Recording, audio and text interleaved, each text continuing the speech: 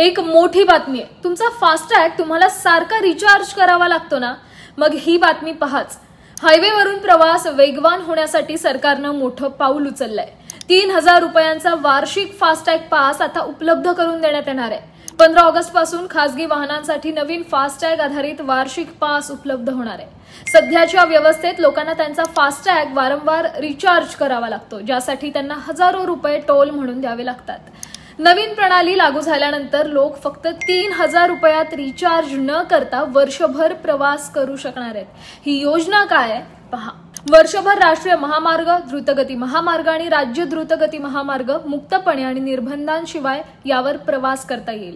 Pass 1 वर्षासाठी किंवा 200 प्रवासांपर्यंत वैध असणार आहे। फास्टॅग वारंवार टोल टॉपअप करण्याची आवश्यकता आता दूर होईल।